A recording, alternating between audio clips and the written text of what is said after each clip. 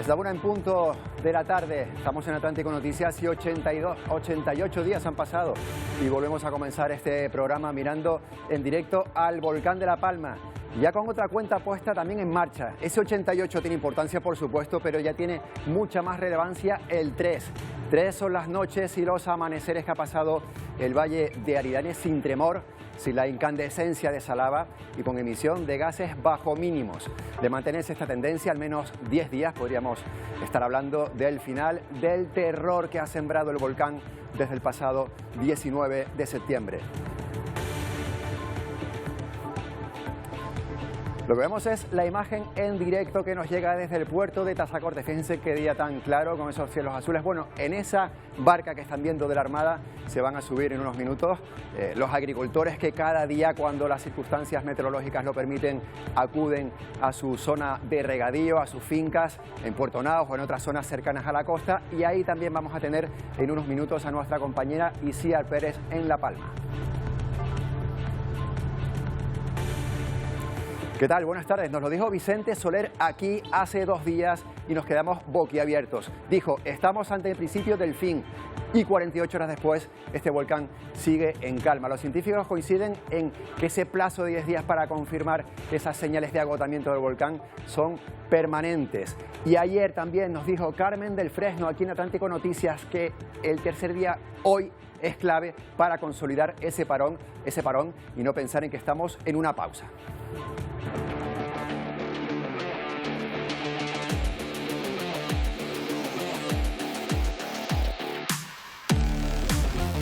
Y a pesar de que llevamos 88 días y a pesar de que hemos mirado a este volcán miles de veces, las imágenes siguen sorprendiéndonos. Hasta ahora la prioridad ha sido que termine la erupción. Cuanto antes de confirmarse que estamos cerca del fin, todas las miradas estarán puestas ahora primero en la vuelta de los vecinos desalojados de sus casas, que no va a ser inmediata, eso sí, pero que cada vez está más cerca. Preocupa que los niveles de emisión de dióxido de carbono, no de dióxido de azufre, sino de dióxido de carbono, están muy por encima de los valores promedios.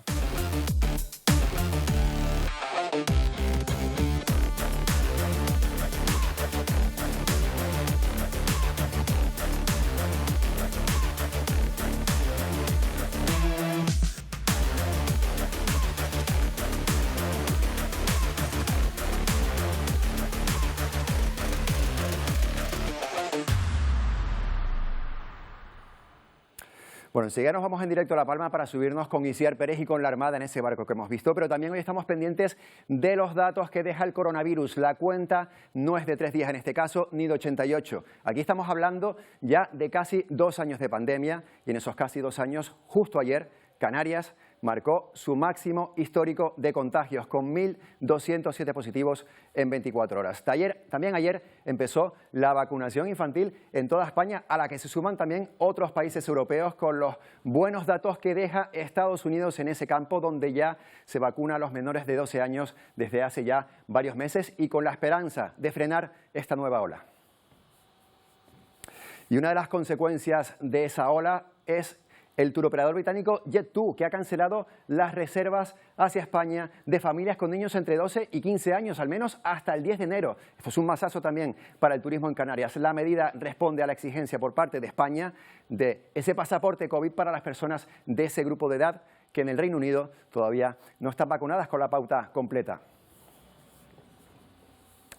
Bueno, como les decíamos, nos vamos a La Palma. Hoy estamos además embarcados, como lo veíamos antes, con la Armada en esa misión que están desplegando en la costa oeste de la isla de La Palma para trasladar a los agricultores hacia esas fincas que han quedado incomunicadas por tierra por culpa de la lava. El barco parte desde Tazacorte a esta hora, como estábamos viendo. Isiar Pérez, ¿cómo y dónde te encuentras? Pues fíjate, Antonio, ya nos encontramos con los chalecos dispuestos para partir desde este puerto de Tazacorte a Puerto Naos, rumbo a esas fincas, a los agricultores que cada día, como viene siendo habitual y siempre que las condiciones meteorológicas y de la erupción volcánica se los permiten, pues acuden hacia esa zona de exclusión para intentar acondicionar y regar sus fincas. Por ahora, la erupción volcánica les está dando una tregua, les está permitiendo acceder, como decimos, a esas fincas de plátanos, pero también algunos algunos comerciantes que quieren saber cómo están sus locales al otro lado. Recordamos, sin estas barcas de desembarco anfibio, pues tendrían que hacer un recorrido a través de la tierra, un recorrido que, de no ser por estas lanchas, pues tardarían 2 horas y media en hacer. Gracias a estas, en tan solo media hora, pues ya pueden estar en este Puerto Naos. Como decimos, en este Atlántico Noticias hoy les mostramos cómo desarrollan este modus operandi para ayudar a estos agricultores a salir adelante en esta erupción volcánica. Muy bien, Itziar, te veíamos incluso equipada con ese chaleco. Imagino, lógicamente, que vas a adentrarte en ese barco. ¿Cómo es lo que tienen que hacer ustedes, las personas que van en ese barco? ¿Van en esa plataforma de la que está ahora mismo? ¿Ahí van de pie en toda la travesía? Exacto, vamos de pie, nos ponemos los chalecos por seguridad. Incluso también nos sorprendía cómo los miembros de la Armada nos tomaban la temperatura para descartar que, por ejemplo, tengamos algún síntoma de COVID. Desde todas formas, Antonio, les iremos informando a lo largo de este directo de cómo, como decimos, nos va en este viaje.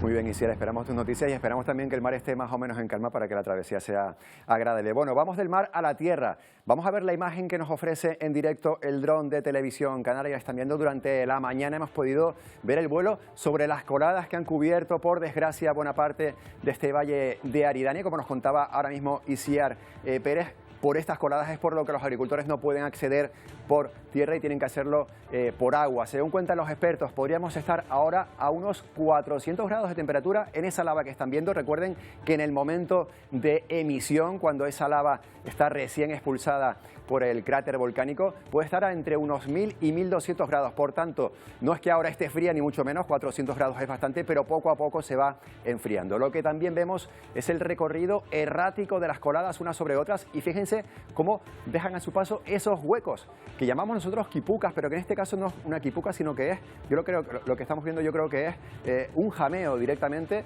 es una parte de la colada que se ha derrumbado probablemente por la erosión, por el peso y ha caído sobre un tubo lábico que había debajo. Por tanto, se queda, como vemos en otros lugares de Canarias, muchos, por ejemplo, el más famoso puede ser los jameos del agua, pues se queda ese hueco en la lava que poco a poco, con el paso de los años, probablemente de las décadas, dará para visitarlo y tener un punto de observación ahí de tubos lábicos, de tubos volcánicos extraordinario.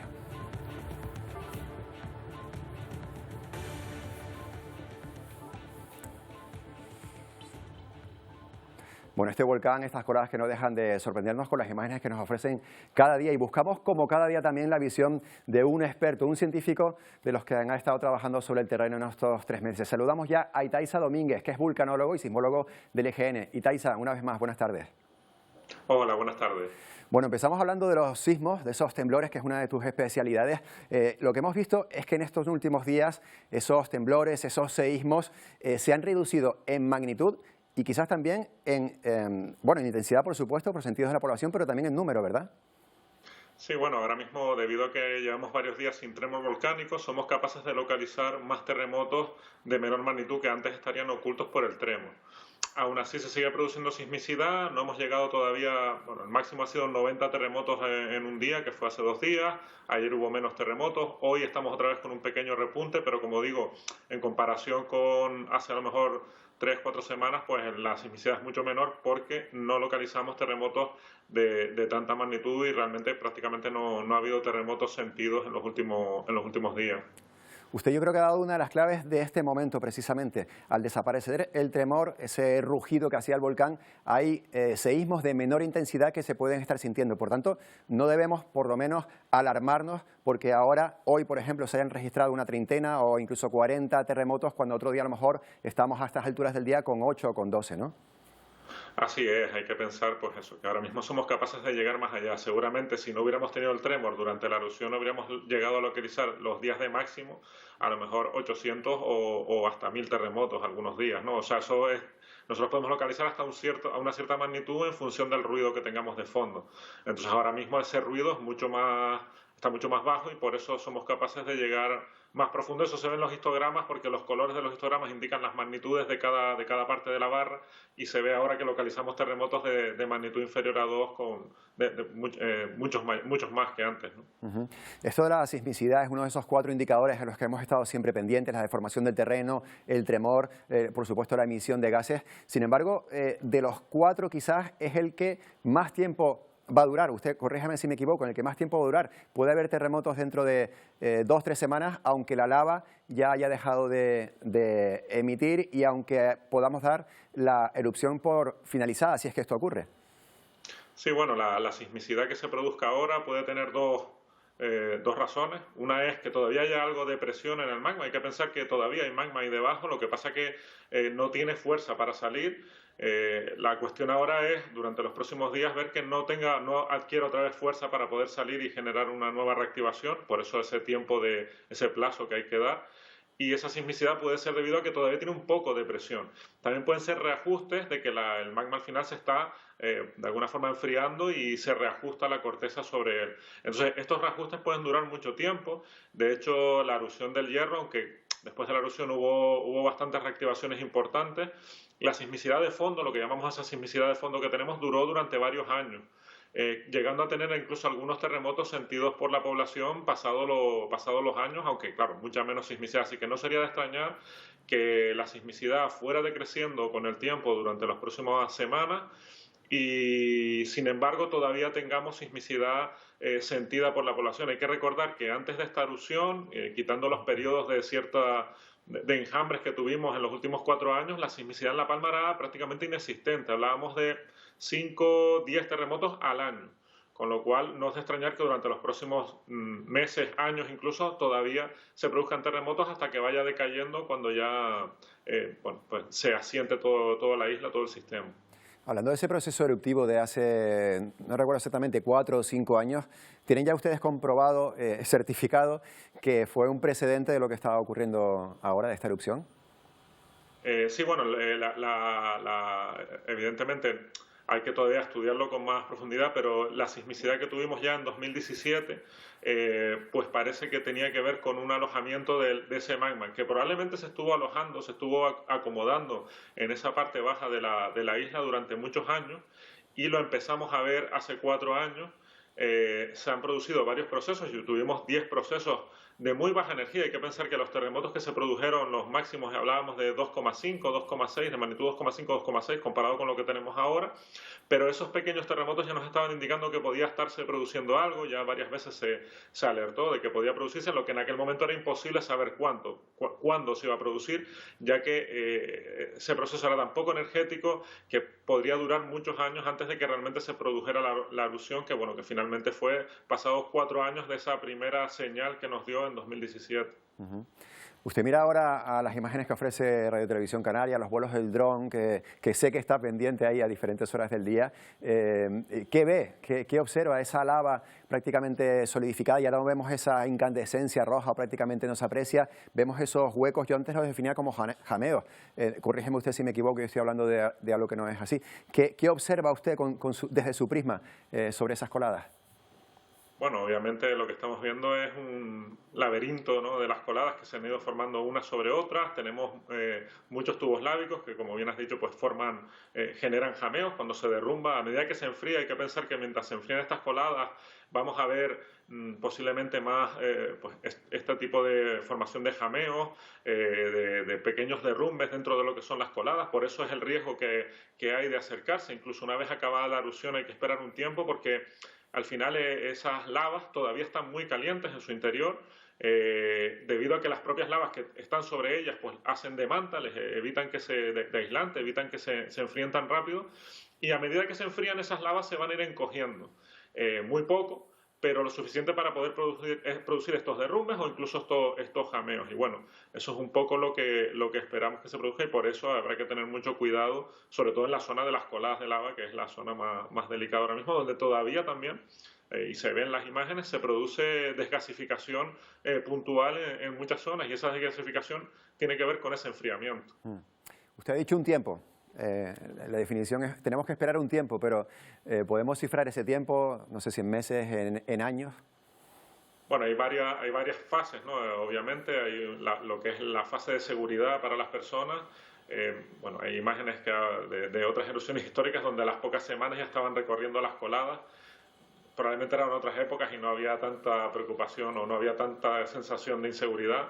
Hoy en día hay que tener mucho cuidado, sobre todo en las zonas donde las coladas sean más profundas. Yo no puedo dar una fecha exacta, pero también hay que tener en cuenta que, por ejemplo, la gran preocupación de muchas personas es crear una carretera, ¿no?, que pase por esa zona, y eso probablemente tenga que esperar más tiempo, ¿no? Es posible, yo no tengo los datos exactos, pero ese enfriamiento de las coladas puede hacer que si uno construye una carretera sobre esas coladas, esa carretera se acabe rajando, se acabe deformando y no sirva, ¿no? Con lo cual, por eso digo que hay que esperar un tiempo prudencial para todo, y cada fase se irá diciendo a medida que vaya ocurriendo con los estudios que se vayan haciendo, obviamente. Todos hemos visto esas carreteras, yo recuerdo ahora mismo en las cumbres de Tenerife, también en el Hierro, esas carreteras que van atravesando la lava. Bueno, eso llegará, pero como usted dice, todavía es pronto para saber cuándo. Y Taisa Domínguez, voy a hacer mención a esto que tiene usted al lado de su cabeza, Mordor. Se parece algo, Mordor, a lo que hemos visto estos días en La Palma. Por suerte lo estamos ya dejando atrás y ojalá que no volvamos a ver una situación así. Muchas gracias por haber estado con nosotros esta mañana otra vez. Muchas gracias a ustedes. Bueno, volvemos a La Palma con esa imagen en directo. Recordemos que está Isiar Pérez, nuestra compañera, embarcada. Ahí lo están viendo con esa imagen en directo. Está en el barco de la Armada que transporta, ya saben, a los agricultores desde el puerto de Tazacorte hasta la costa oeste de La Palma, hasta un punto cercano a Puerto Naos, donde desembarcan para acudir a sus fincas. Y lo que vemos es ese terreno que la lava ha ganado al mar en estos 88 días. Por ahí cayó ese primer aporte de lava en su momento, ya en la primera semana, terminando la primera semana de erupción, ese primer aporte que creó ese delta lábico, esa isla baja. Después han llegado otros aportes y esa es la situación que tenemos ahora mismo en esa costa oeste de La Palma. Ahí estaba la playa de los Virres, ahora lo que tenemos, como ven, es esa isla baja.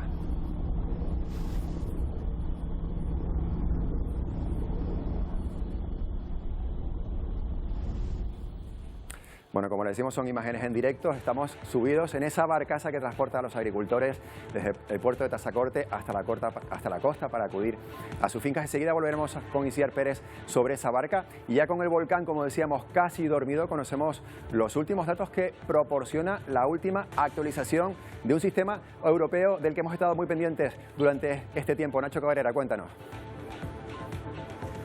Sí, hay que tener en cuenta, Antonio, que la última imagen con la que se ha confeccionado la última actualización de Copernicus fue captada por el satélite el martes 14 de diciembre a las 7:02 de la mañana, apenas unas horas después de que ese volcán dejara de emitir magma, con lo cual los datos que le vamos a ofrecer a continuación apenas van a variar ya en los próximos días. Según esa última actualización, la número 62 de Copernicus, en estos 89 días de erupción volcánica ya son 1.237 las hectáreas de terreno que se han visto afectadas en la isla de La Palma por este proceso eruptivo.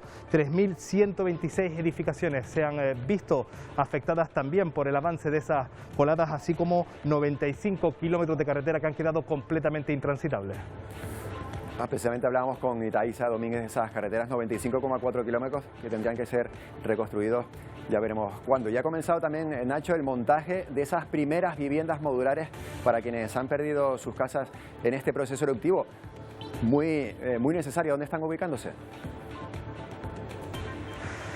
Pues estas primeras se están ubicando en un solar que ha cedido el Ayuntamiento de los Llanos de Aridane. Concretamente son 5 de las primeras 30 que ha adquirido el Gobierno de Canarias. Se tratan de viviendas modulares prefabricadas de madera de unos 73 metros cuadrados, de 3 habitaciones más salón, cocina y baño, y que se estima que aproximadamente puedan estar terminadas, puedan estar instaladas, se pueda habitar en ellas en aproximadamente un mes. El resto de las viviendas modulares que se han adquirido se van a ir ubicando por los diferentes espacios solares que van a ir cediendo los distintos ayuntamientos. Por ejemplo, el Ayuntamiento del Paso ya está urbanizando una parcela más para seguir ubicando este tipo de viviendas. Por cierto, el presidente del Gobierno de España, Pedro Sánchez, ha anunciado hoy un nuevo paquete de medidas para la isla de La Palma, entre ellas ayudas para la vivienda.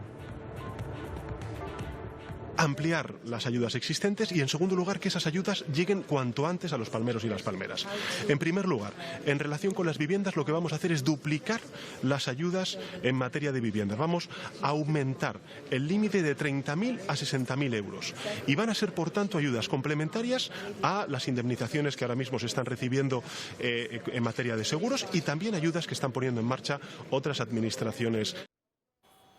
Además, Nacho, el Consejo Regulador de Vinos de La Palma ha lanzado un mensaje de esperanza para la isla en su anuncio navideño, ¿verdad? Sí, hay que tener en cuenta que este volcán se ha llevado por delante, ha sepultado 68 hectáreas de viñedo. Aún así, los viticultores de la isla de La Palma no tienen miedo al futuro. Nuestros viticultores siempre han tenido los pies en la tierra. Incluso a principios del siglo XVI. Pues ya lo acaban de escuchar, asegura que siempre han tenido los pies en la tierra. En los malos momentos no se han dado por derrotados, pero tampoco en los buenos momentos han pecado de una excesa efusividad. Por ello dice que van a seguir así, que van a seguir con los pies en la tierra y que van a salir adelante. Qué buen mensaje, Nacho. Bueno, y de la tierra, ahora otra vez al mar, porque volvemos con Isiar Pérez, a quien dejamos antes en una de esas embarcaciones de la Armada, rumbo a la zona de exclusión. Isiar, cuéntanos. Sí, de hecho, Antonio, detrás ya vemos esos deltas lábicos creados por las coladas del mar, pero si les parece vamos a conocer un poco el modus operandi de estos desembarcos que se hacen en Puerto Naos. Para ello tenemos a José Carlos Cuadrado, capitán de corbeta. ¿Qué tal? Muchas gracias por atendernos. Muy buenas tardes. Bueno, coméntenos un poco cuál es el modus operandi a diario. Sí, es muy sencillo. La misión es hacer una apertura de la vía marítima, en este caso desde el puerto de Tazacorte hasta la playa de Puerto Naos, para que los agricultores y regantes puedan acudir a sus zonas de trabajo sin necesidad de dar 2 horas de vuelta a la isla por vía terrestre. Diariamente, al menos 3 veces al día, hacemos a las 7:30 de la mañana, el segundo a la 1:30, que es en el que estamos ahora, normalmente más para recoger personal que para transportar, y el último a las 5:30 para recogida final del personal que quede en playa. Claro, porque sin este barco, el trayecto, ¿cuánto tardaría? ¿Y cuánto está tardando ahora con este barco? Sí, con las embarcaciones de Grupo Naval de Playa, el trayecto no es más de media hora, y en cambio con por vía marítima sería algo más de 2 horas. Y también comerciantes acuden a buscar, pues ver cómo están sus locales, ¿verdad? Así es, al principio de la operación, hace ya 35 días, comenzamos solamente con el transporte de regantes. Eso ya se abrió a agricultores en general y toda coordinación se hace a través del Consejo Insular de Aguas de La Palma, y desde hace ya 3 semanas también se abrió a la posibilidad de que lleváramos a playa a comerciantes y empresarios de la zona. Bueno, y sabemos que algunos días pues los regantes, también estos comerciantes no han podido entrar por la emisión de gases, pero no solo por la actividad volcánica, también es que hay que estar muy pendientes a la actividad del mar, ¿no? Así es, la meteorología es importante. Las condiciones operativas de estas embarcaciones son muy superiores a las que podamos llevar a cabo con personal civil no adiestrado. La verdad es que en este caso la meteorología nos ha dado tregua y solamente en 2 ocasiones dejamos de hacer las operaciones en playa por las condiciones de la rompiente. El resto de días sí que ha sido las condiciones de gases. Nosotros trabajamos coordinadamente con el PVOLCA y el PMA, que son los que nos establecen las condiciones de gases en zona y nos autorizan o no a transportar a personal a esa zona de exclusión. Y ya para finalizar, aparte de con los comités, ¿no?, de seguridad, también muy en contacto, ¿no?, con la comunidad de regantes. Así es, con las 2 comunidades de regantes que normalmente trabajamos, que es la de Ollas y Remo y la del consorcio de 4 Caminos. Bueno, muchas gracias, José Carlos, por atendernos. De nada, un placer. Bueno, pues como ya ven, casi a mitad de trayecto, desde que lleguemos a ese Puerto Naos conectaremos de nuevo con ustedes para contarles cómo se está llevando a cabo ese embarque de los regantes. Antonio. Muy bien, Isiar, muchas gracias. Vemos que el mar está más o menos bien, bueno, en calma, te vemos buena cara, así que adelante, que vaya bien esa travesía. Gracias. Bueno, vamos a volver a mirar del mar, ahora volvemos a pasar a tierra, vamos a ver esa imagen en directo que nos ofrece la cámara de televisión canaria. Y ven ese cono volcánico, ese cráter que nos ha dado muchos quebraderos de cabeza durante los últimos 88 días. Este es el día 88 de este proceso eruptivo, por suerte. Hace 3 hace casi 3 días, casi esas 72 horas, ese volcán decidió pararse, dejar prácticamente de echar lava, sobre todo también dejar de echar cenizas y también proporcionar este espacio de tranquilidad, esta calma, que como nos decía ayer Carmen del Fresno, tiene que durar al menos 3 días para decir que se ha consolidado y como dicen los expertos, tenemos que esperar 10 días para pensar que este proceso puede haberse terminado. Y ahí vemos ese rastro que ha dejado esa erupción por el Valle de Aridane. Esto antes eran seguramente pinares, esto era un monte verde y ahora se ha convertido en lo que ven, cenizas, algunas manchas verdes, algunas se asoma algo de verde, pero lo que hay sobre todo es ceniza y lava en esta zona de la isla de La Palma.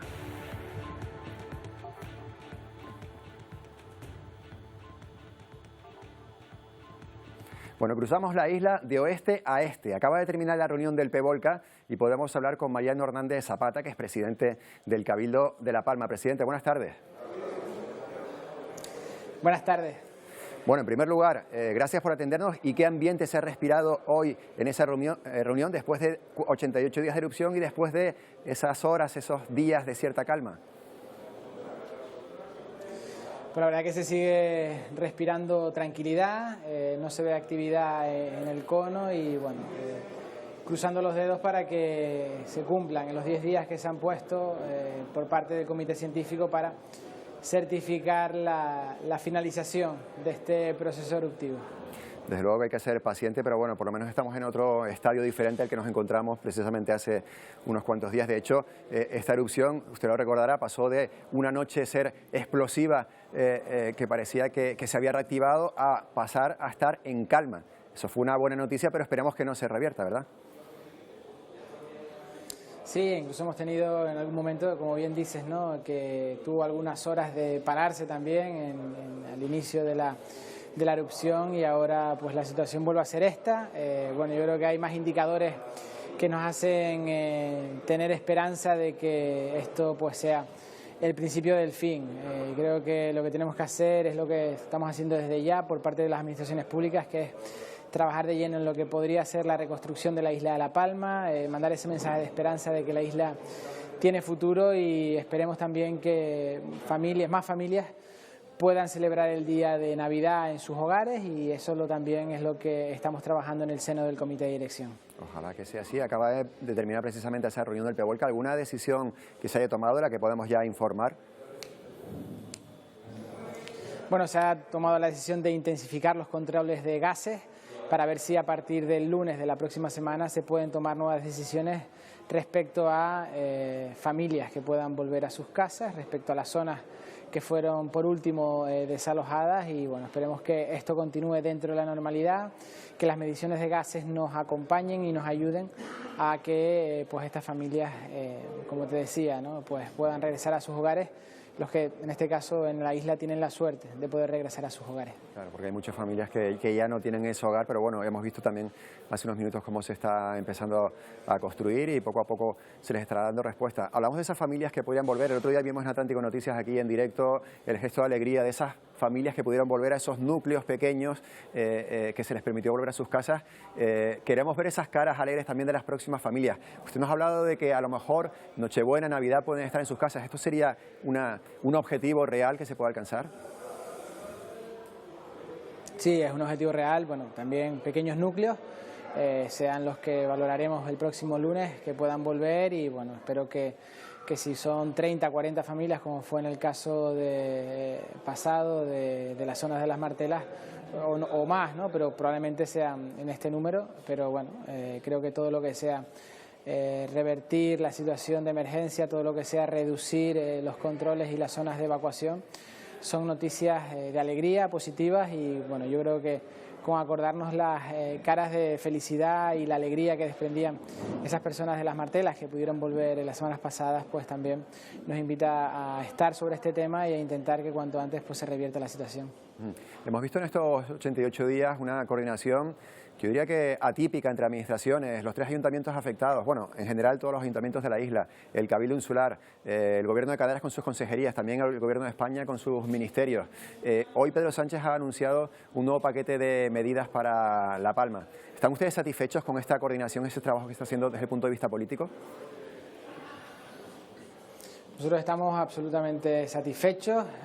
Creo que ahora nos queda el momento más complejo de toda la situación, que es la reconstrucción, darle las certezas de tener realidades y soluciones habitacionales a las personas que han perdido sus hogares. Creo que es una excelente noticia la que vimos ayer, que se estén ya construyendo en los Llanos de Aridane las primeras viviendas modulares. Creo que también es otra excelente noticia que desde hoy los agricultores estén cobrando esas ayudas de manera efectiva. Y bueno, nos hemos enterado por la prensa del incremento de las ayudas. Tendremos que valorarlo, ha sido en la mañana de hoy, ayudas del Ministerio que pasarán de 30 a 60.000 euros, también del incremento hasta los 30 millones de euros de las ayudas a los agricultores. Esto será un proceso que por desgracia será largo y en el que esperamos seguir contando con el apoyo de todas las administraciones. Recordar que estamos hablando de pérdidas cuantificadas ya cercanas a los 1.000 millones de euros, por tanto una situación que sobrepasa la capacidad que tenemos cabildos, que tenemos ayuntamientos, y por tanto es absolutamente necesaria esa colaboración y esa sensibilidad de administraciones como el Gobierno de Canarias, como el Gobierno de España, y creo que desde el minuto uno hemos entendido esta situación como dramática, una emergencia que no se ha vivido nunca de una manera similar, la emergencia volcánica más importante en los últimos siglos en Europa, y creo que no había otra solución que ir a unidos, y creo que también pues las soluciones y la respuesta por parte de la ciudadanía ha sido positiva, y espero que sigamos encontrando esa unidad y ese acuerdo entre todas y cada una de las partes. Sí, para que la gente se haga una idea, nuestros telespectadores, usted habla de un presupuesto de La Palma que creo que para el próximo año va a ser de 180 millones de euros. En cambio, en lo que se cifra el destrozo en la isla es de 1.000 millones. Es muy superior al presupuesto que tiene el propio Cabildo de La Palma. De esos 180 millones, también yo creo que es una cifra histórica. Ustedes han dicho que van a destinar unos 50 millones directamente a esas ayudas sociales y a esa reconstrucción de la isla, ¿verdad? Bueno, de la isla, de la parte de la isla afectada. Absolutamente, ¿no? Vamos a destinar directamente en ayudas más de 20 millones y el resto de reconstrucción de infraestructuras, pues que vamos a llegar casi hasta los 50 millones de euros. Creo que es una cifra importante porque no podemos olvidar que tenemos que seguir dando el resto de servicios que tenemos que dar por el Cabildo Insular de La Palma. Para nosotros también era el momento de endeudarnos, y de hecho hemos hecho en ingresos una aportación de 31 millones de euros, que casi 32 que vendrán desde un endeudamiento que hemos decidido que este era el momento para ello, y espero que la misma sensibilidad que hemos demostrado desde el Cabildo, creo que dando ejemplo, destinando un alto porcentaje de nuestras cuentas a la reconstrucción de la isla, esperamos encontrarlo también en el resto de administraciones. Yo quiero incidir sobre lo que hablaba usted antes. Yo sé seguramente que usted habrá puesto sobre la mesa hoy, probablemente incluso ayer, del Pevolca, esa vuelta de los vecinos a sus casas. Hemos hablado de que un grupo podría volver en los próximos días, quizás en una semana, pero el grupo de vecinos desalojados es grande. Hablamos de cientos de personas. El Pevolca, los expertos, hablan de... No sé si plazos, usted me va a decir a lo mejor qué plazos no, pero un programa, un recorrido. La próxima semana esto, si todo sigue igual, la siguiente lo otro, si todo sigue igual el próximo mes, tenemos algo. Es lo que he pedido en el día de ayer y en el día de hoy, establecer unos plazos, porque los vecinos quieren esa certeza de saber por lo menos cuándo se va a valorar la situación de su vuelta a casa. La verdad que ha sido acogido de manera positiva por el Comité de Dirección del Pevolca, y esa primera fase la vamos a valorar el próximo lunes, y en esa línea pues esperemos que los indicadores sigan siendo positivos como hasta ahora. Está claro que 90 días que se cumplen el domingo caen como losas sobre las personas que están fuera de sus casas. No quiero ni imaginarme sobre las personas que están fuera de sus casas y no pueden volver a la misma, pero los que pueden volver tenemos que hacer el máximo de los esfuerzos para que ese retorno sea lo antes posible. Yo he encontrado aceptación, acuerdo dentro del seno del Comité de Dirección del Pevolca. Han valorado positivamente las propuestas que han llegado por parte del Cabildo como de la alcaldesa de los Llanos de Aridane, y bueno, espero que esas respuestas y esas certezas se empiecen a dar a partir del próximo lunes. Ojalá que sea así. Seguiremos pendientes. Mariano Hernández Zapata, presidente del Cabildo de La Palma, muchas gracias por haber estado aquí en directo en Atlántico Noticias. Muchísimas gracias a ustedes y a toda la televisión canaria por la labor que viene desarrollando en la isla de La Palma. Es nuestro deber. Muchas gracias. Bueno, volvemos a mirar a La Palma en directo, a la imagen que nos ofrece como cada día el dron de Televisión Canaria. Fíjense en esa imagen espectacular. No nos cansamos de decirlo, de repetirlo, aunque lo vemos cada día. Como vemos ese manto negro, esas coladas que han arrasado parte del Valle de Aridane, en la isla de La Palma. Nos comentaba el presidente del Cabildo que la prioridad es que los vecinos vuelvan a sus casas lo antes posible, por supuesto los vecinos que tienen sus casas y que pueden regresar a ellas.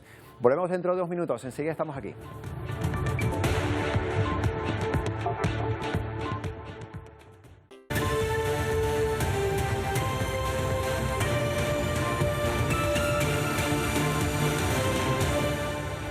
Bueno, es la 1:39 aquí en Canarias. Fíjense, hemos llegado ya a Puerto Nava junto a Isiar Pérez y a ese barco de la Armada, y así es como suben los agricultores, las personas que están en esta zona de la isla. Recuerden, zona de exclusión. Estamos en la playa de Puerto Nava, como suben después de su faena. Este barco, que salió a la 1 en punto de la tarde desde el puerto de Tazacorte, ha llegado en apenas 35 minutos a la playa de Puerto Naos y ahí hace el relevo. Primero bajan las personas que ya venían en el barco, agricultores, también comerciantes, como nos contaba nuestra compañía Isiar Pérez, y ahora suben las personas que han faenado durante la mañana y que vuelven a la zona que no es de exclusión, al puerto de Tazacorte y al resto de la isla que sí puede ser transitada. Nuestra compañera Isiar Pérez, si no me equivoco, está ahí justo en el barco, no sé si abajo, arriba. Bueno, nuestro compañero cámara seguro que está arriba, así que probablemente Isiar también esté arriba. ¿Nos escuchas, Isiar? Les escucho, estoy por aquí. Bueno, ¿qué labor se está llevando ahora? Me imagino que por lo que veo ahí de reconocimiento de las personas que suben, veo que tienen las autoridades un papel ahí para pasar lista de las personas que están ahora mismo contigo en el barco. Hemos visto ese relevo, ¿no? Han bajado unos y han subido otros, ¿verdad? Por lo que apreciamos podrían ser comerciantes. Ahora lo que suben sobre todo son agricultores que, como decimos, ya han ido a regar esas fincas para ver también cómo están, mantenerlas. Al menos una treintena de regantes calculamos que están ya subidos a este barco de la Armada. Como pueden ver aquí, los miembros de la Armada toman sus datos, pues certifican que son las personas pues, que una vez, por primera vez han dejado ya en tierra. También poco a poco se van poniendo esos chalecos de seguridad para hacer este viaje, como decimos, con toda la seguridad y los medios de protección posible. De todas formas iremos conectando en directo con ustedes para contarles cómo es este trayecto de vuelta desde Puerto Naos hasta el puerto de Tazacorte. Antonio. De acuerdo, Isiar, volveremos contigo enseguida. Vemos la playa de Puerto Naos, una de las playas turísticas de la isla de La Palma. Bueno, en esto se ha convertido en estos días. Lógicamente no se puede acceder a la playa para darse un baño ni para tomar el sol. Lógicamente solo se puede acceder a través de este barco de la Armada. Y lo que era una playa turística, pues 88 días después de comenzar esta erupción, sirve para este desembarco que hemos visto aquí en directo en Atlántico Noticias.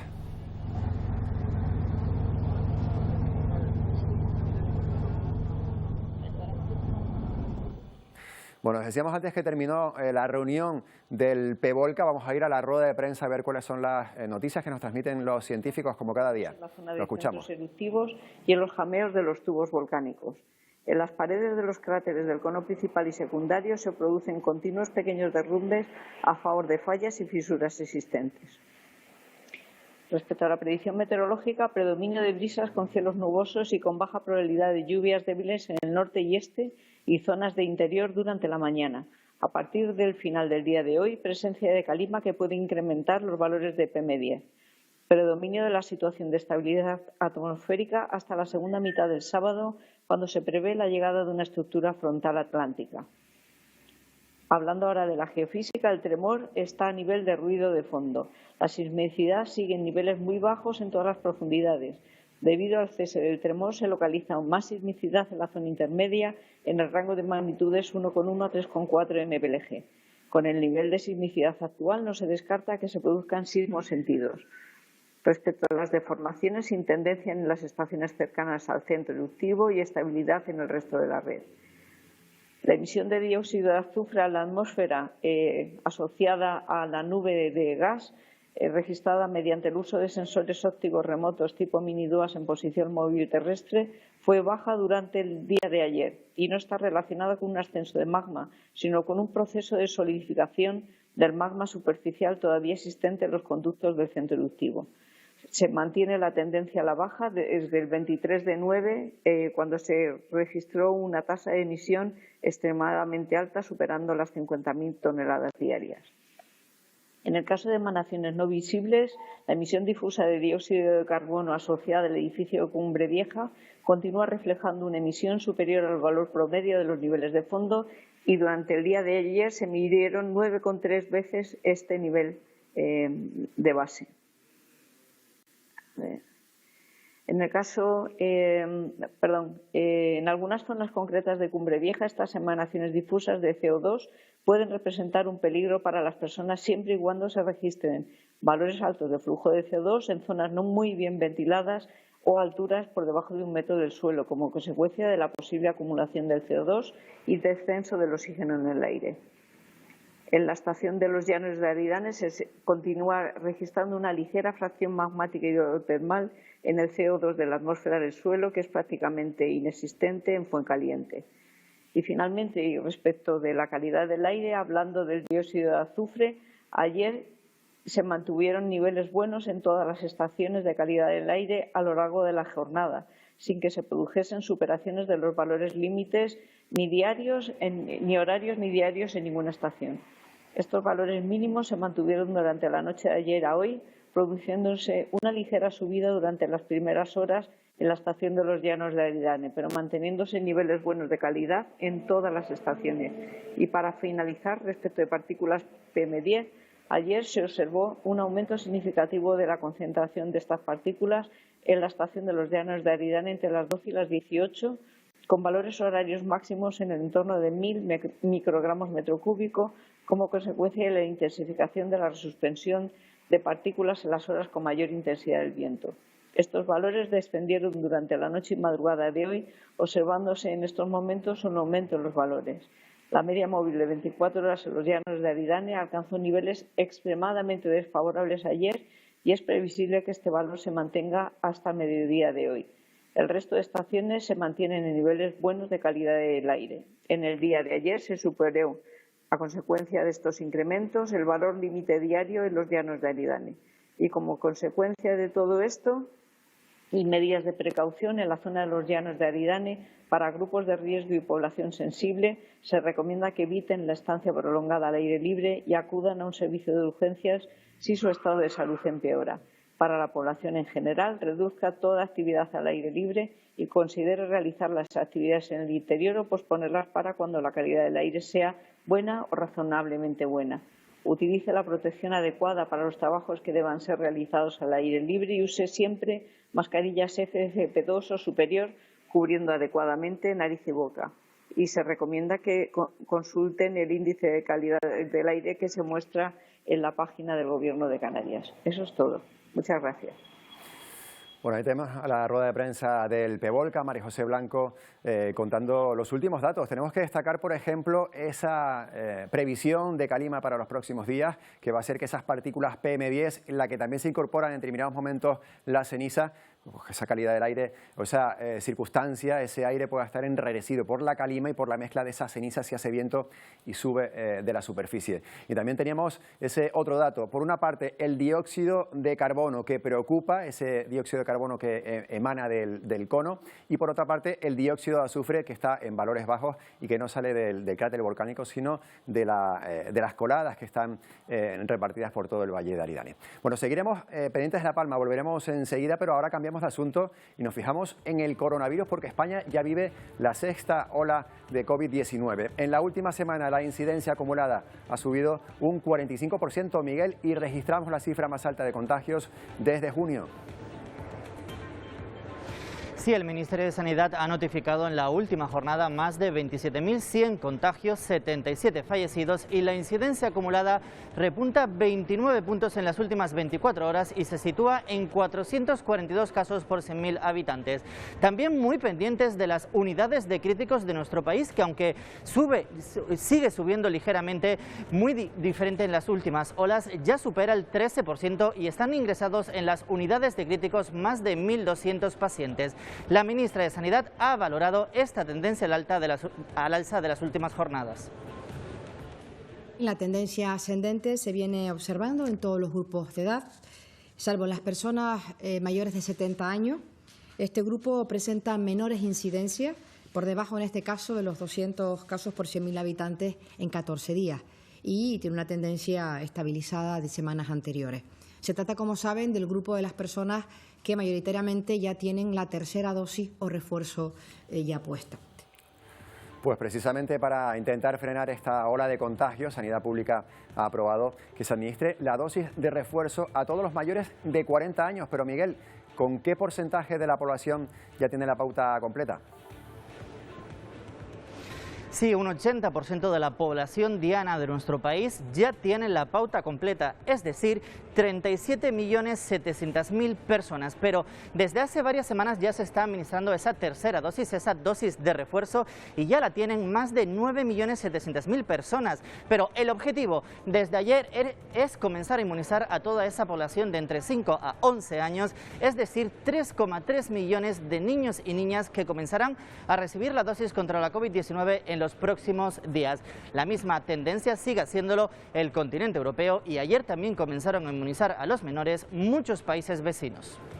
Sopla fuerte, sopla, sopla, sopla, un pechacito, venga. Europa arranca su campaña de vacunación contra la COVID para los niños y niñas de 5 a 11 años. En España, casi 3,3 millones de menores serán inmunizados con la dosis pediátrica. Las familias respiran más aliviadas. Pues muy deseosos de que pudieran recibir ya la vacuna, y tanto a nivel particular como a nivel sociedad entendemos que es imprescindible que nos vacunemos todos para conseguir controlar esta pandemia. Aliviada de que ya estén vacunados, la verdad es que es... Yo esperaba que doliera más, la verdad. Un simple pinchazo que se ha repetido en los países de la Unión Europea. Las escuelas francesas han sido los espacios preferentes para la inmunización. Alice prácticamente no tenía síntomas. Los niños realmente no tienen ningún síntoma. Lo preocupante es que mientras el virus se propaga, puede mutar. Por prevención y para evitar complicaciones, lo cierto es que Alemania empieza a vacunar a los más pequeños en medio de una creciente expansión del virus. Los sanitarios esperan que mejore la respuesta de los ciudadanos.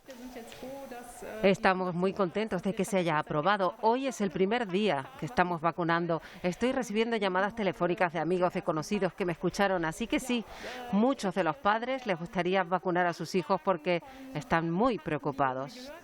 Misma imagen en Italia, alrededor de 27 millones de niños y niñas de entre 5 y 11 años serán vacunados en la Unión Europea. En estos momentos, dicen los expertos, es importante acelerar la vacunación para evitar que la ola de contagios siga aumentando. Recuerden de esos canarios, 130.000 niños entre los 5 y los 11 años que también van a recibir esa pauta, esa primera dosis de la vacuna durante los próximos días que empezaron ayer. Y ante el incremento de contagios y la proximidad de las fiestas en las últimas semanas, la venta de test de antígenos se ha disparado en España, Miguel. Sí, porque todos queremos acudir a esas fiestas navideñas con toda la seguridad, pero los expertos nos dicen que no tenemos que fiarnos solo de los test de antígenos, tenemos que seguir manteniendo todas las medidas de precaución para evitar posibles brotes y contagios dentro de estas fiestas. Pero durante el mes de noviembre se incrementaron las ventas un 115%, es decir, se vendieron 1,3 millones de test, pero esta cifra ha aumentado mucho en los últimos días. De hecho, del 29 de noviembre al 6 de diciembre aumentó un 545% la venta, es decir, se vendieron más de 1.100.000 test de antígenos para conseguir controlar estos contagios en los próximos días. 1.100.000 test de antígenos vendidos en apenas una semana en España. Gracias, Miguel Vega. Y en este contexto, justo ayer Canarias marcó su máximo histórico de contagios. Nunca antes se habían diagnosticado más de 1.200 casos en solo 24 horas y tampoco antes una isla, Tenerife, había rozado los 800 positivos en un día. Carlos Bilbao, cuéntanos.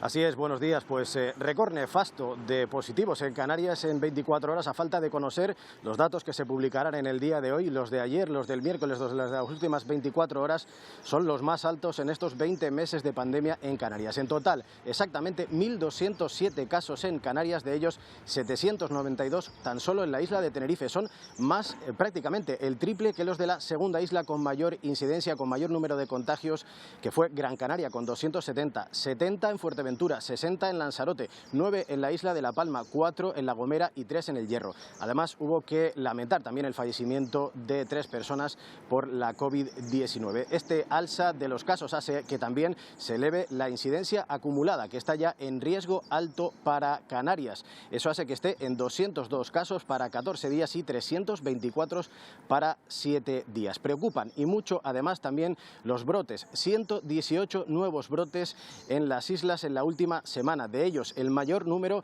se da en las situaciones sociales, un total de 38.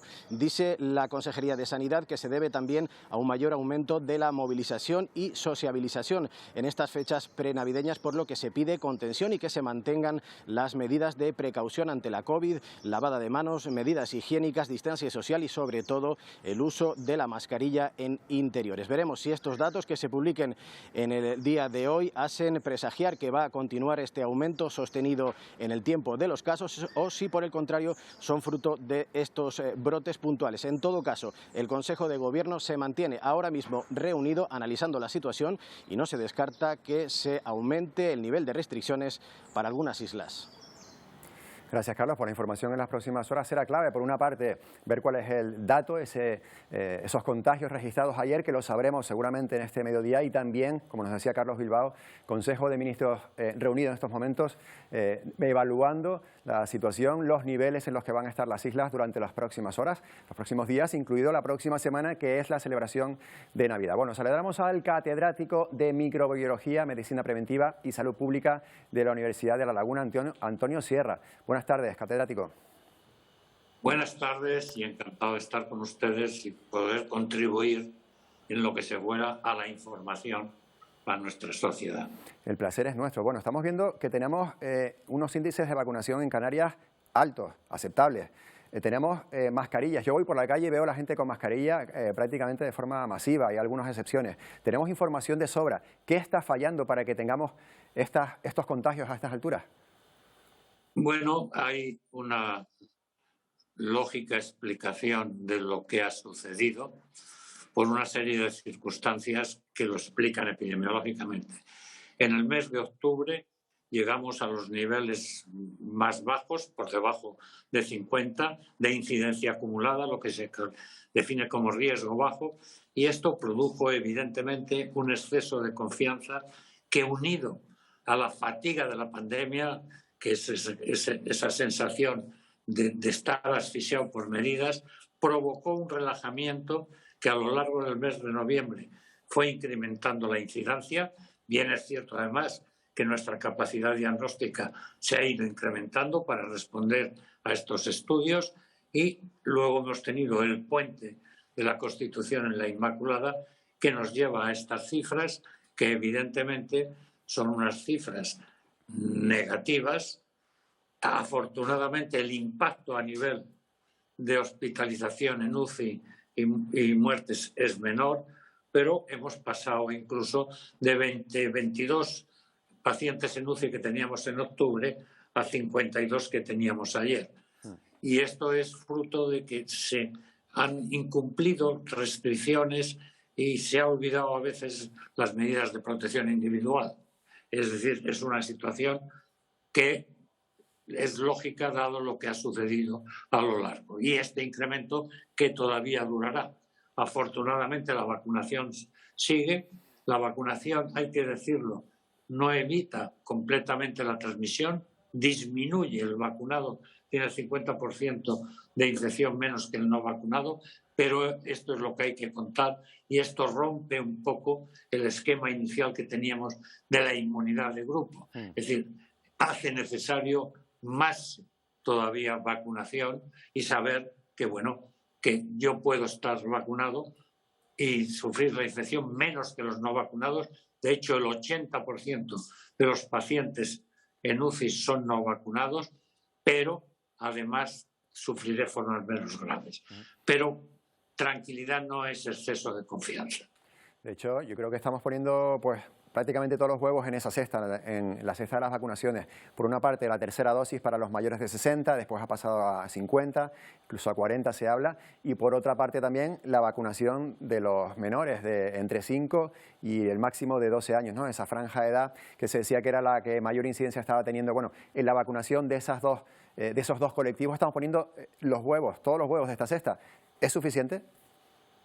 No, es decir, en este momento, y veremos lo que el Consejo de Gobierno, es decir, hay que seguir con medidas restrictivas y medidas de protección individual, nos lo fijarán hoy, me imagino, y ciertamente no es que de nivel 2 tengamos que pasar a 3 porque el nivel 2 es insuficiente, sino por el incumplimiento importante que se hace de las restricciones y de protección individual a nivel 2. Igual que lo hicimos de 1, pasamos a 2 y bueno, no sería inesperado que pudiéramos pasar a 3. La vacunación es muy importante, sí. Ese es un mensaje. Se ha retrasado porque los estudios de seguridad han sido muy intensos. Sabemos que tiene una gran seguridad. 5 millones de norteamericanos han sido vacunados. Los niños tienen, salvo enfermedad, una respuesta inmunitaria potente y es la incidencia mayor que además tiene características asintomáticas y leves en la mayor parte de los casos, lo cual se convierte en un instrumento de difusión en otros colectivos mucho más vulnerables. De todas formas, hay que tener en cuenta además que en la pandemia a nivel nacional, es decir, los niños son mucho más leves, pero se han producido 33 muertos, lo cual es suficiente para justificar, además de otras razones, su vacunación y transmitir a los padres la tranquilidad y la seguridad de esa vacuna y la importancia que tiene. Ese mensaje es importante sobre todo para los padres que están dudando en estos momentos porque ven la fragilidad, lógicamente, de sus hijos. Vuelvo atrás y usted decía antes que una de las razones por las que estamos ahora en esta situación puede ser el puente de la Constitución. Pero es que si miramos adelante tenemos bueno, las cenas de empresa y almuerzos de empresa que se van a producir seguramente este próximo fin de semana y tenemos la cena de Nochebuena, tenemos el almuerzo de Navidad, tenemos la cena de Nochevieja, el almuerzo de Año Nuevo, muchas reuniones en el horizonte las próximas 2 semanas. Bueno, aparte, evidentemente antes del puente de la Constitución, a lo largo de noviembre, ya habíamos incrementado. Estábamos en una tendencia ascendente, quiero decir, que lo que incrementó. Y evidentemente habrá que regular con criterios de responsabilidad lo mejor posible ese tipo de celebraciones que son naturales, que la gente lleva careciendo el año pasado y demás, y que es importante que consigamos ver cómo controlamos con medidas de responsabilidad ese tipo de acontecimientos. Esperemos que así sea y que los datos poco a poco vayan bajando. Muchas gracias, Antonio Sierra, como siempre. Sí, quería decir una cosa que me han preguntado. No está implicada en esta ola la variante Omicron. Eso es importante, pero la variante Omicron, y lo ha dicho ya la Unión Europea, en la segunda quincena de enero se nos hará dominante. Con lo cual, bueno, tenemos que preparar estrategias adecuadas. Desde luego, porque es verdad que los casos en Canarias de Omicron todavía no se han disparado y es posible que ocurra. Así que estaremos muy pendientes. Gracias, buenas tardes. Buenas tardes y encantado de estar con ustedes. Bueno, y seguimos hablando de coronavirus porque vamos a fijarnos en los datos que está dejando esta pandemia en todo el mundo. 78.610 contagios en 24 horas. Récord de infecciones reporta Reino Unido desde el inicio de la pandemia. Los casos de Omicron no paran de aumentar. Ya se han detectado más de 10.000. Esta variante ya supone el 25% de los casos en el país. Es una amenaza seria el ritmo de propagación de esta mutación, dice el médico jefe de Inglaterra. Ante estas últimas cifras, Francia prohibirá los viajes no esenciales con Reino Unido desde este sábado. Con el 90% de la población diana con pauta completa, Macron comienza a hablar de la posibilidad de imponer la vacunación obligatoria en el futuro.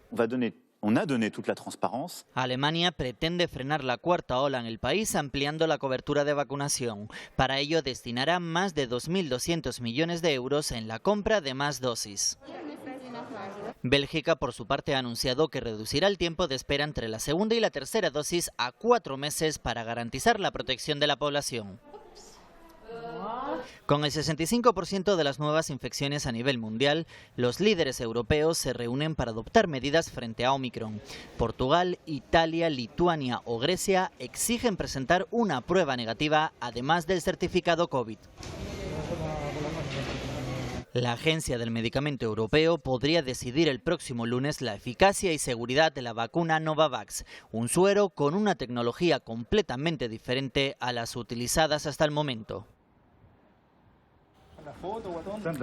Y fíjense en la medida que han tomado en Chile para evitar posibles nuevos brotes en animales. Los veterinarios de este zoológico han comenzado a usar una fórmula experimental contra la enfermedad, contra la COVID-19 en orangutanes y felinos. Se han administrado dosis a 10 especies más susceptibles de contraer el virus. Este suero fue probado en perros y en gatos en Estados Unidos y desarrolló una respuesta inmunitaria alta.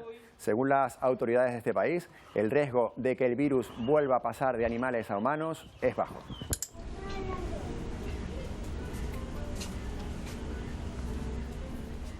Y volvemos a España porque el aeropuerto del Prat en Barcelona ha puesto en marcha la primera prueba piloto en Europa de un sistema de reconocimiento facial del pasajero. El sistema permite realizar todo el proceso de facturación y embarque sin necesidad de mostrar la documentación, simplemente con el rostro. El proyecto va a durar 6 meses. Por ahora está operativo para los trayectos entre Barcelona y Málaga, operados por la aerolínea Vueling. El dispositivo usa la biometría para asociar el rostro del viajero a un documento de identidad y a la tarjeta de embarque. El objetivo es ofrecer una experiencia de viaje, aseguran, más ágil y más moderna.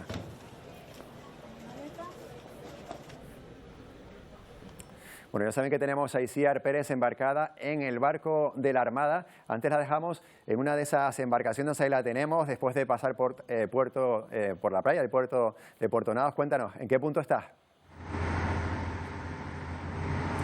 Pues Antonio, prácticamente ya llegando a ese puerto de Tazacorte, después de recoger a regantes, también comerciantes de locales, incluso de hoteles que fueron a acondicionar, como decimos, estos locales o las fincas. De hecho, vamos a preguntarle a una de las personas, Alexis. Alexis, ¿qué tal? Buenas tardes. Cuéntenos un poquito, ¿cómo hacen este viaje cada día? Pues esta es la segunda vez que yo utilizo este transporte. Después de 3 meses entrando a Puerto Naos por el sur, haciendo 150 kilómetros diarios con la carretera en malas condiciones. Este transporte para nosotros es fenomenal. Y toda una esperanza, ¿no? Ese anuncio de que el volcán podría estar llegando a su fin si todo continúa igual. Hombre, fijo, vamos a ver, cruzar los dedos, tampoco vamos a decir lo contrario, pero vamos, espero que sí, ojalá. Y nos contabas, ¿no?, que llevabas 3 meses yendo en coche cada día, dando la vuelta prácticamente a toda la isla, y hace apenas poquito comenzaban ya a utilizar este barco, ¿no? Exacto, de 3 meses por tierra, entrando por el sur, y comencemos esta semana a utilizar este servicio, que es una gran ayuda para nosotros, sí. Y bueno, coméntanos un poquito, ¿qué esperas para estas Navidades? ¿No? Son unas fechas un poco complicadas, vamos a seguir adelante, ¿no?, con todo esto. Pues estas Navidades será pasarla lo mejor posible, como se pueda, y intentar, pues, como mínimo, mantener nuestro puesto de trabajo, que ya bastante apurado está la isla. Bueno, Alexis, muchas gracias por atendernos y le deseamos desde el Atlántico Noticias todo lo mejor, ¿vale? Venga, gracias a ustedes, chao. Bueno, pues como ves, Antonio, prácticamente ya estamos en este puerto de Tazacorte después de una jornada en la que hemos acompañado a estos agricultores, también a comerciantes de locales que cada día con mucha esperanza van a sus fincas, también a sus locales, para ver que está todo perfecto. Gracias, Isiar. Ya tenemos ahí llegando a puerto, así que muchas gracias por habernos llevado en esta barcaza de la Armada durante el trayecto de ida y de vuelta. Gracias. Venga, gracias, Antonio. Bueno, vamos a hacer una pausa para unos consejos publicitarios, pero antes vamos a volver a mirar al volcán. Ahí lo tienen. Esa es la ladera más cercana al cráter de este volcán que lleva en este proceso eruptivo 88 días. Como ven, no tenemos apenas cenizas, no se ven, no se aprecian cenizas. Sí que vemos algo de vapor de agua que sale de uno de esas grietas. Probablemente sean una de esas fumarolas, lo que llaman en otras erupciones fumarolas. Bueno, ese vapor de agua que va saliendo, este es el vuelo del dron de Televisión Canaria. La mejor de las noticias hoy, en este día 88 de erupción, es que ahí no vemos ni lava ni cenizas. Enseguida volvemos.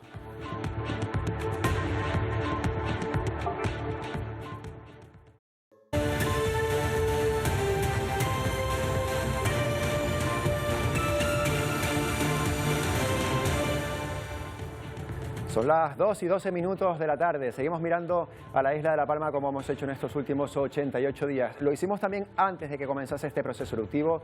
Lo hemos hecho en este periodo de casi 3 meses.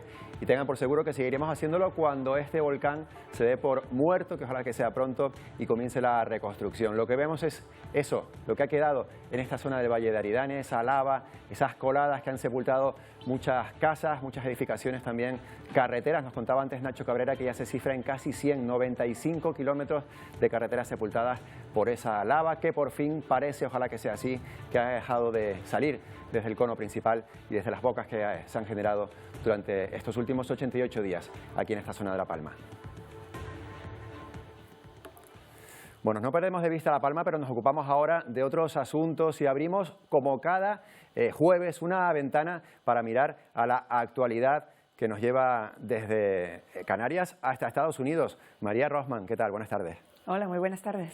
Bueno, además hoy empezamos con algo que nos toca muy de cerca. Estamos hablando de la vacunación infantil para esa franja de edad aquí en Canarias, en España, de 5 a 11 años. Esto ya empezó hace unos meses en Estados Unidos. ¿Qué cifras tenemos? ¿Qué datos está dejando esa vacunación en Estados Unidos? Efectivamente, ya en Estados Unidos empezó, podemos medir el éxito hasta cierto punto más en las zonas urbanas que en las zonas rurales. 1 de cada 5 niños en Estados Unidos en esa franja de entre 5 y 11 años ya está vacunado, y por supuesto que siempre vamos a ver que en algunos estados un poco más progresistas, liberales, vemos un adelanto en el número de vacunas, y en otros más rurales, tradicionales, más de la América profunda, pues cuesta un poco más. Sin embargo, en aquellos en los que en los colegios, y estoy hablando de zonas rurales, están ya poniendo la vacuna también, han decidido hacerlo de esa manera, están superando incluso a algunas zonas urbanas bastante importantes de Estados Unidos. O sea que ya al fin y al cabo es una cuestión de tenerlo a mano muchas veces. Allá además en Estados Unidos muchas veces ocurre que en un estado tienen unas normas, en otro estado tienen otras, pero bueno, poco a poco sí que es verdad que se está encontrando un consenso en común. Incluso nos dices que estados más rurales están adelantando a zonas más urbanas.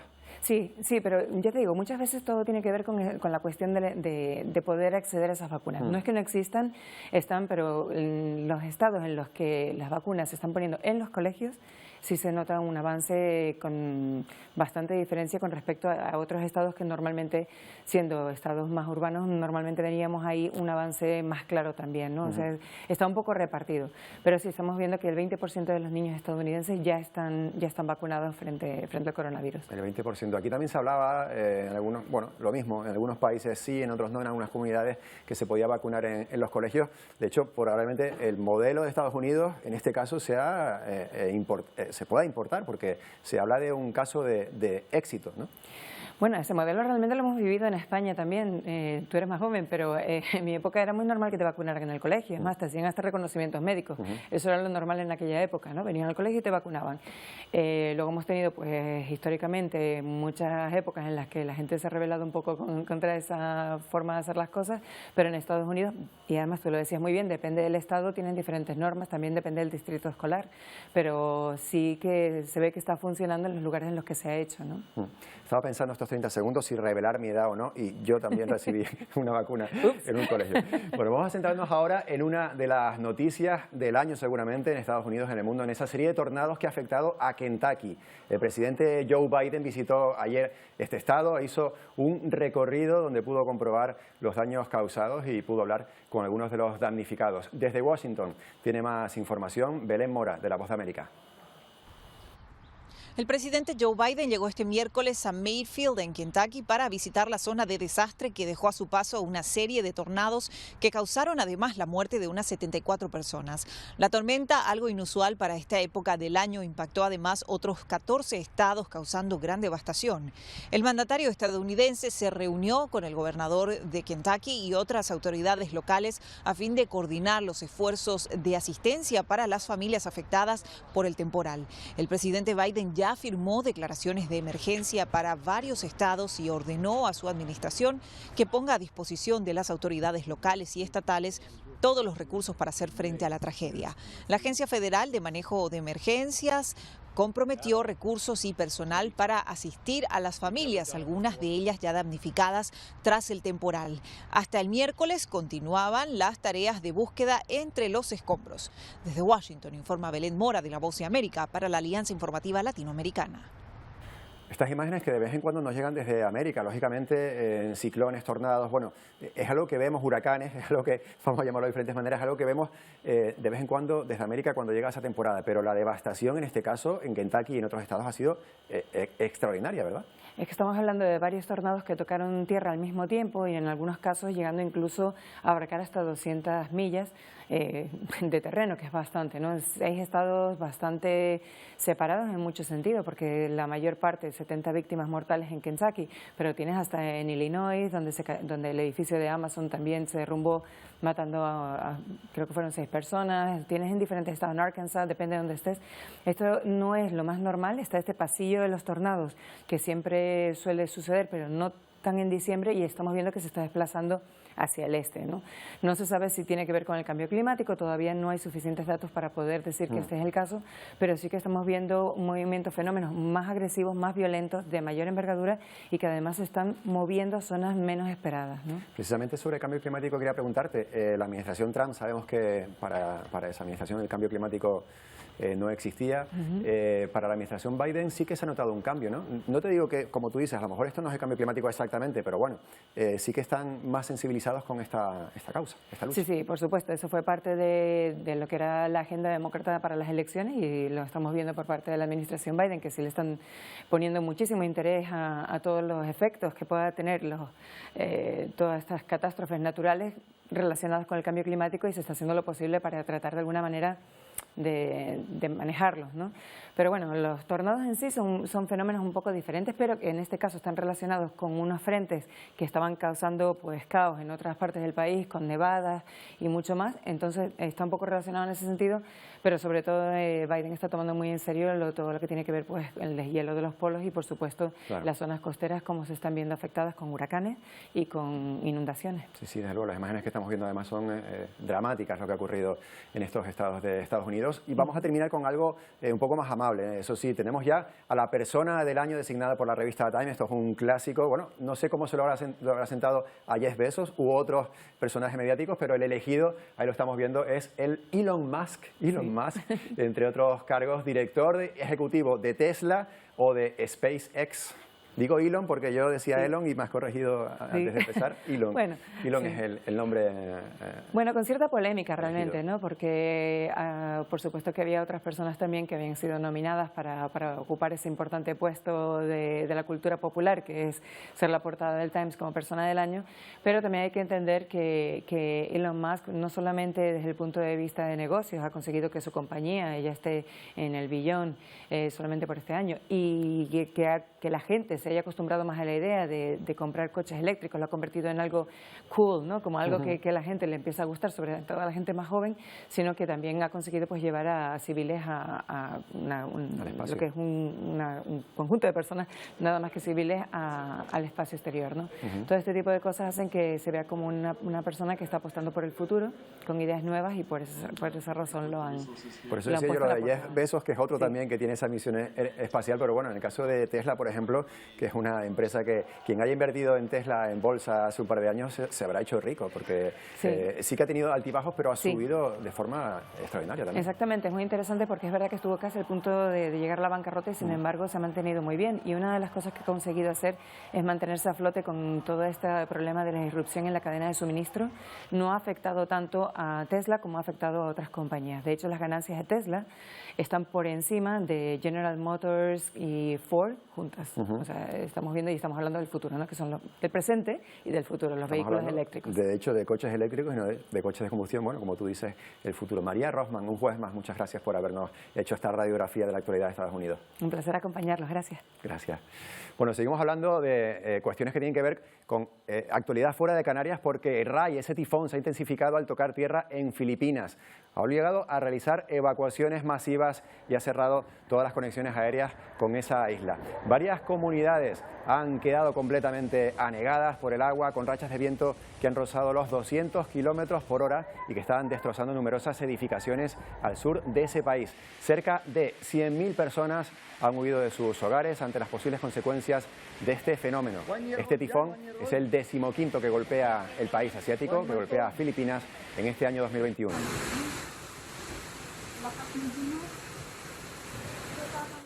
Y vamos a saludar ahora, antes de terminar Atlántico Noticias, a una canaria desde Lanzarote, para ser más concretos, a la que definieron hace algunos años como una española en la cárcel más siniestra de Nueva York. Virginia Barber, buenas tardes. Hola, buenas tardes. Bueno, hay que aclarar que no estás encarcelada, sino que tu profesión de psicóloga forense te ha llevado a trabajar en Riker Island, que es la segunda cárcel más grande de los Estados Unidos. ¿Cómo definirías tu trabajo allí? Bueno, pues es un trabajo muy complicado, así es como yo lo definiría básicamente. Es un trabajo difícil, complicado, por otro lado un trabajo también creativo y que me da muchas satisfacciones. Como dices, es la segunda cárcel más grande del país, pero realmente para mí lo más importante es que tiene más personas con trastornos psiquiátricos o enfermedad mental que cualquier hospital psiquiátrico del estado de Nueva York y casi que cualquier hospital psiquiátrico del país, ¿no? Entonces realmente gestionar el Departamento de Salud Mental de las cárceles de Nueva York es como gestionar el psiquiátrico más grande que existe en Estados Unidos.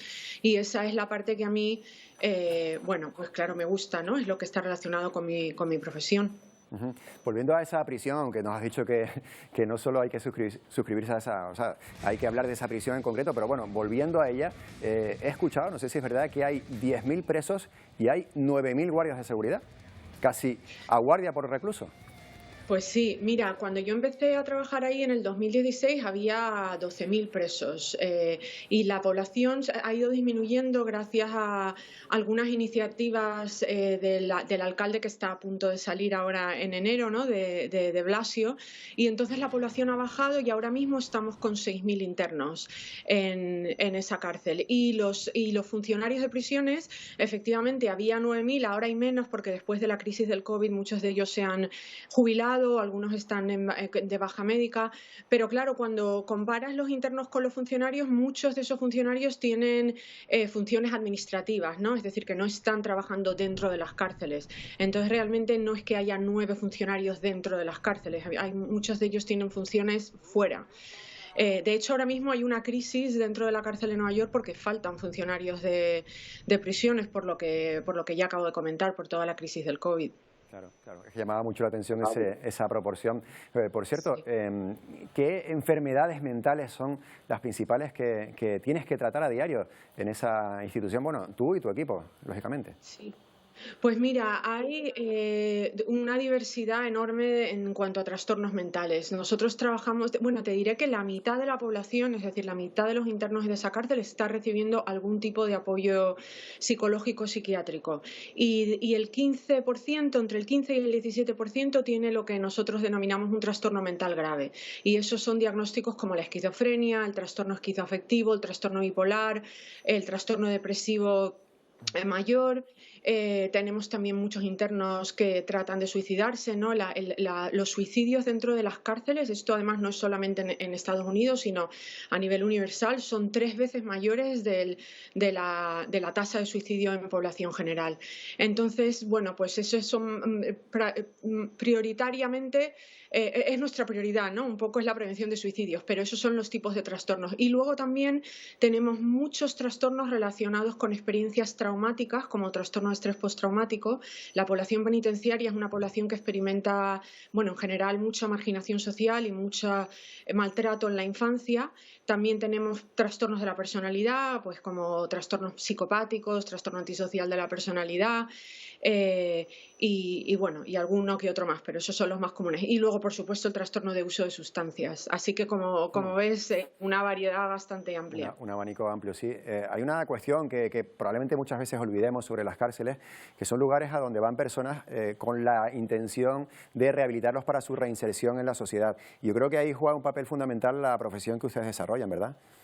Absolutamente. Y bueno, yo aquí reivindico la necesidad de que haya, se habla últimamente mucho de la necesidad de que haya más psicólogos y psiquiatras en atención primaria, en la seguridad social, y por supuesto yo estoy totalmente de acuerdo con eso, pero yo también lo reivindico para instituciones penitenciarias. Hay poquísimo personal sanitario en cuanto a psicólogos, trabajadores sociales, educadores, psiquiatras en instituciones penitenciarias, y eso es importantísimo si realmente, como yo, creo en la rehabilitación y en la reinserción. En España además está incluido dentro de nuestra Constitución, y entonces tenemos que poner todos los medios para que eso sea posible, porque la rehabilitación no es una cuestión individual, como todo necesita de un apoyo social y de unos recursos que como sociedad creo que estamos en la obligación de proveer. Es una pena que estamos ya terminando el programa, pero quería pedirte aunque sea un titular, porque como una persona de Lanzarote se va a Estados Unidos a estudiar inglés y acaba desarrollando esta misión. Pues yo, la verdad que esa pregunta me la hacen mucho, y creo que la mejor respuesta es que tengo unos padres que tienen un espíritu muy libre y que me dieron mucha libertad de explorar, bueno, mucha libertad y mucho apoyo a todos los niveles, emocional, económico, para explorar y perseguir todos mis objetivos, ¿no? Entonces yo un poco creo que se lo debo a ellos. Virginia Barber, muchas gracias, un placer haberte conocido, saludado aquí en Atlántico Noticias. Gracias, encantada siempre de hablar con medios canarios, así que os agradezco la invitación. Gracias, hasta pronto. Bueno, nos despedimos de Virginia Barber y miramos, como siempre, al final del programa Atlántico Noticias, a La Palma. Esta imagen en directo que vamos a ver del dron, como cada día. Fíjense cómo van saliendo. Sí que vemos algo de vapor de agua salir de ese lugar. Esta ladera de la montaña que antes eran pinares, que antes era un verde más que lo que estamos viendo ahora, que estamos viendo mucha ceniza sobre lava. Bueno, en este día 88 de erupción, la mejor de las noticias es esta que estamos viendo. El cielo está azul, no está influenciado por esa nube de ceniza negra que hemos visto durante estos últimos días prácticamente sin descanso, y poca lava, ninguna lava incandescente vemos sobre la ladera. Sí que vemos esa lava que ha salido durante los últimos días, y que ojalá esta sea la imagen definitiva que veamos de este volcán.